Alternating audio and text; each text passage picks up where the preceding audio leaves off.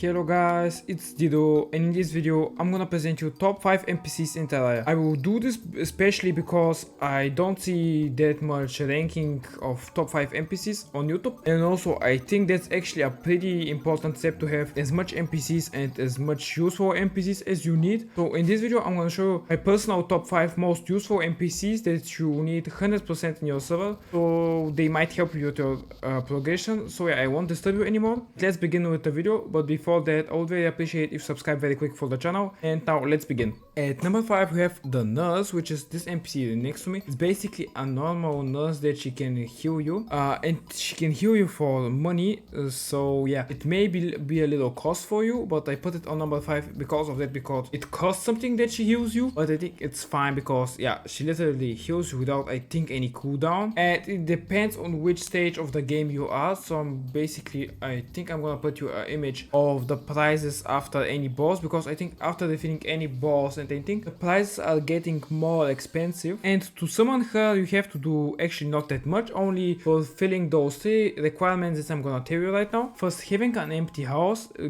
Means in Terraria basically you should have a house without an NPC, but the house should have a table, a chair, a normal door, a source of light, sorry, which is in my case a torch, but you can use also I think a pylon or something, background walls, normal walls, and yeah, these are the actual requirements for a normal house. And you should have more than 100 health in your inventory, so I think basically more than 5 hearts, so your maximum health should be greater than 100, so 100 are 5 hearts, at least 6 hearts it means in our case. And the merchant should be present, which is also another NPC. It's this grandpa here, where is he? Here, and for him it's actually not that hard to spawn him. You should have more than 50 silver coins in your inventory, and they should be in your inventory as I say, because otherwise they won't count. And having also an empty house for him. Once you fulfill those requirements, she should spawn, and yeah, then you actually got a very nice NPC that she can heal you. And I think if the boss is easier, the less it costs to heal you. So yeah, as an example, you can go back to see again the prices of the healing, because she heals you for 100 health. So yeah, the cost of 100 health, I think very nice NPC, very easy to get. And yeah, let's get to number 4, and this is the angler. The angler is I think very cool because he's actually very easy to find. You can find him on your left or right coast, I don't know, maybe where he spawns, and otherwise if he's not there you can see him on somewhere swimming in the ocean where he's asleep, and you have to wake him up. I'm probably gonna show you a clip of it. And yeah, I think because he's pretty cool because he's actually giving you a kind of cool rewards, because when you fish, and he requires actually a specific fish that you have to fish, and when you fish that fish he can give you some cool item, or I don't know, maybe a bottomless water bucket, which I think it's the coolest thing which you can get from the angler. And yeah, I put him in number 4 because he's actually very available for the players. They just have to go to the ocean and get him, and he can give you nice rewards, and from fishing itself you can get also nice stuff. So yeah, I put him because of that, number 4. And let's get to number 3, and this is the only NPC in the whole ranking which will need to be in hard mode, because this NPC is the Steampunker, and it's actually not that hard to get, because for you need actually to be only in hard mode, which it means you have to defeat already the wolf flesh and defeated at least 1 mechanical boss. It doesn't depend if it's the destroyer, the twins, or the skeleton prime. So yeah, actually also very cool and possible to defeat or to get her, sorry. And she offers you a great value, because from her you can get the Glanterminator, and with that you can clear your world evil biome as the corruption or the crimson, but also the hallowed biome, because it counts also as an evil biome. I think with that you can get one of the rarest achievements in the game, and I put her on number 3 because of that. And let's get very quick to number 2.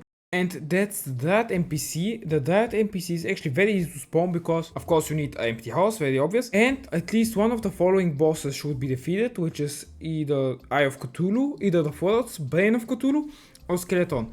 and actually she gives you great benefits because she sells you a lot of stuff which are I think exclusive, like pumpkin seeds, because pumpkin seeds you can get only during the Halloween period in real life, because I think the Halloween period is, I think, if I'm pretty sure, from the 15th of October to the 1st of November, if I'm pretty sure, I'm not sure. Otherwise you get here the planted boxes for I think any stuff. You can get grass seeds, you can get I think you can get acorn and place it for trees, and you can get also some kind of powders but I know for sure during a blood moon you get a vow and a vicious powder, which are used for crafting summoning items for the either of worlds and the brain of Cthulhu. Otherwise, when enemies are nearby, she activates a big field that she heals herself and the people around her and the NPCs also. Also to the player, if the player is in the circle, gets 8 defense plus, and the NPCs are getting 6 defense, which I think it's pretty great because she gives actually a buff and she's not attacking. He's actually only a supportive NPC during the fights. So I recommend you, if you're burning an arena, try to plan her appearance 100% because this might help you with 8 defense, and I think you get 3 life per second, so it's actually also kind of cool to have 3 life per second because it heals you, and I think it's great. And yeah, I think you're waiting for number 1, so let's wait no longer and review number 1.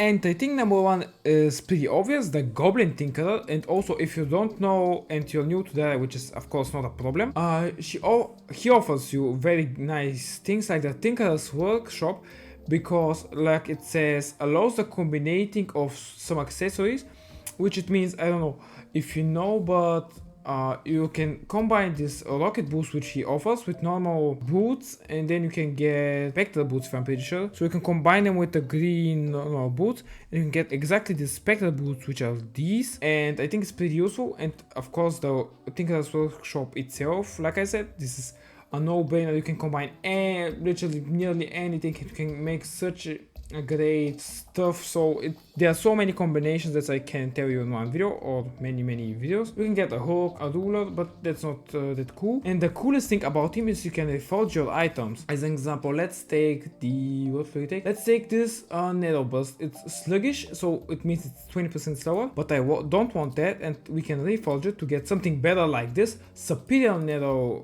Burst. And with that you can actually if you are in Minecraft player, you can enchant your items to get better thing, and everything has a special reforge that is the best. But you can also look that up in the Terraria wiki, of course, but for the most the modifiers are unreal or legendary. They're the best mostly, but also legendary is also good reforge. And so yeah, I put him at number 1 because you can get more out of your normal weapon. You can get this Tinkerer's Workshop, which I think is one of the best crafting stations in the game, and rocket boots, which is not that important, but it can be cool. And here's some builder items. This was the video, guys. I hope I could entertain you, so if I did, I would very appreciate if you subscribe to my channel.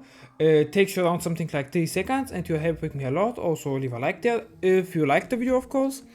And also I realized that I forgot to explain you how to get the Goblin Tinkerer, which I think is one of the most important steps.